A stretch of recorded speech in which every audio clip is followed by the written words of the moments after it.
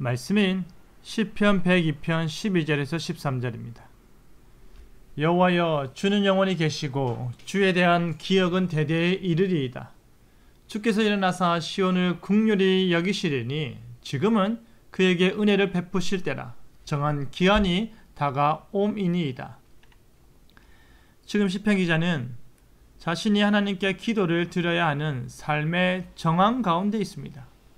한 개인이 자신의 필요와 사회 국가적 상황 가운데 가장 필요한 것을 요청하는 것입니다. 보다 구체적으로 자신이 회복되어야 한다는 그 생각 아래 매우 적극적으로 하나님의 은혜를 갈구하는데요. 은혜를 베푸실 때라는 제목으로 말씀이 주는 교훈을 함께 나누겠습니다.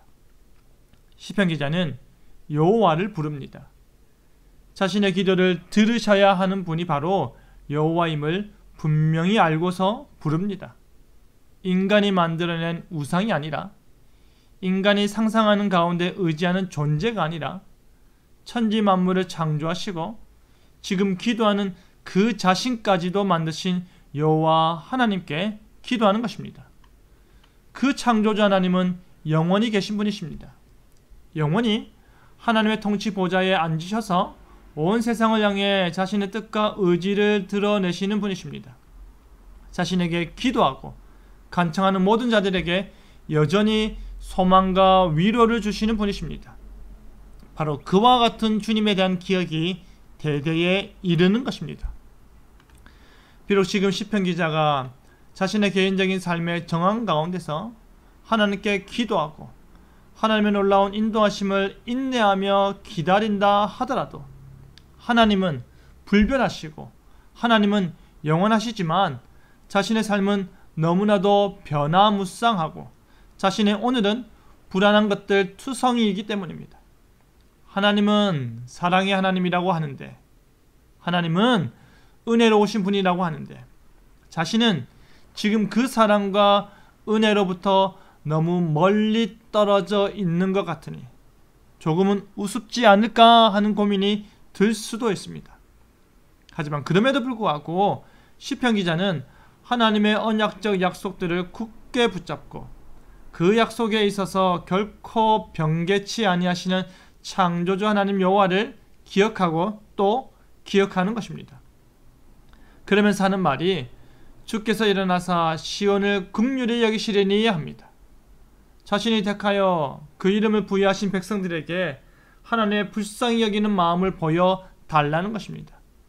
그 무너진 시온성을 재건하기까지 선하신 하나님께서 그 무너진 채로 있어야만 하는 자신들을 불쌍히 여겨달라는 것입니다. 왜냐하면 지금은 그에게 은혜를 베푸실 때이기 때문입니다. 지금은 정한 기한이 다가오기 때문입니다. 개인의 삶이 무너졌고 그래도 여전히 남아서 굳건해야 했던 시온성이 황폐하여졌을 때 시편 기자는 지금까지 자신들에게 베푸신 하나님의 은혜가 어떠한지 분명히 알기 때문에 그때가 되면, 그 정한 시간이 다가오게 되면 하나님께서 다시 큰 은혜를 베푸실 것을 짐작하는 것입니다. 하나님의 때가 되면, 하나님의 시간이 되면 무너진 우리의 삶을 회복시키시고 무너진 시온성을 온전케 하시고 떨어진 하나님의 권위를 절대적 권능으로 다시 지켜 세우심을 너무나도 기대하고 기대하는 것입니다. 영원한 하나님의 영원한 택한 백성의 영원한 도성을 향한 기대가 부풀어 오르는 것입니다.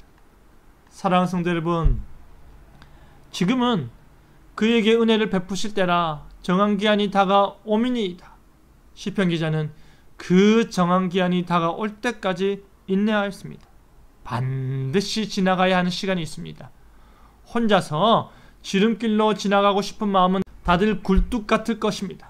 하지만 하나님께서 계획해 놓으신 모든 일들 가운데 우리가 마땅히 감당해야 할 일들을 묵묵히 해 나갈 때에 하나님께서 이미 예비하신 그 은혜가 우리에게 주어질 것입니다. 그 시간이 지나가면 반드시 은혜 받을 만한 때가 올 것입니다. 은혜가 부어지고 또 부어질 때가 올 것입니다. 그 정한 기한이 다가오고 있음을 기억하시길 바랍니다.